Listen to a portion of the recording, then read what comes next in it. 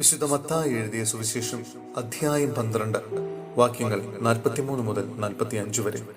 അശുദ്ധാത്മാവ് തിരിച്ചു വരുന്നു. അശുദ്ധാത്മാവ് ഒരു മനുഷ്യനെ വിട്ടുപോകുമ്പോൾ അത് ആശ്വാസം തേടി വരണ്ട സ്ഥലങ്ങളിലൂടെ അലഞ്ഞു നടക്കുന്നു, എന്നാൽ കണ്ടെത്തുന്നില്ല.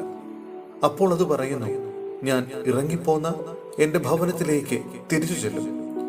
അത് മടങ്ങി വരുമ്പോൾ ആ സ്ഥലം ആളൊഴിഞ്ഞും അടിച്ചുവാരി സജ്ജീകരിക്കപ്പെട്ടും കാണുന്നു.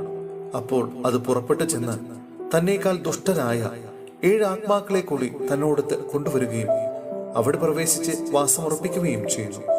അങ്ങനെ ആ മനുഷ്യന്റെ അവസാനത്തെ സ്ഥിതി ആദ്യത്തേതിനേക്കാൾ ശോചനീയമായി തീരുന്നു. ഈ ദുഷിച്ച തലമുറയ്ക്കും ഇത് തന്നെയായിരിക്കും അനുഭവം. സഹോദരരെ, ഹെബ്രായർക്കുള്ള ലേഖനം അധ്യായം 5 വാക്യങ്ങൾ 11 മുതൽ 14 വരെ. വിശ്വാസത്യാഗത്തിനെതിരെ. ഇതേക്കുറിച്ച് ഇനിയും ധാരാളം ഞങ്ങൾക്ക് പറയാനുണ്ട്. നിങ്ങൾ ഗ്രഹിക്കുന്നതിൽ പിന്നോക്കമായതുകൊണ്ട് അതെല്ലാം വിശദീകരിക്കുക വിഷമമാണ്. ഇതിനകം നിങ്ങളെല്ലാവരും പ്രബോധകരാകേണ്ടിയിരുന്നവരാണ്. പക്ഷേ ദൈവവചനത്തിന്റെ പ്രഥമ പാഠങ്ങൾ പോലും നിങ്ങളെ വീണ്ടും പഠിപ്പിക്കാൻ ഒരാൾ ആവശ്യമായിരിക്കുന്നു. നിങ്ങൾക്ക് പാലാണ് ആവശ്യം, കട്ടിയുള്ള ഭക്ഷണമല്ല.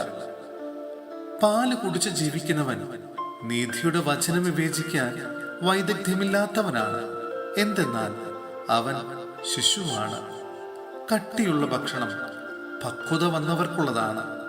അവർ തങ്ങളുടെ ശക്തിവിശേഷങ്ങളുടെ പരിശീലനത്താൽ നന്മ തിന്മകളെ വിവേചിച്ചറിയാൻ കഴിവുള്ളവരാണ്.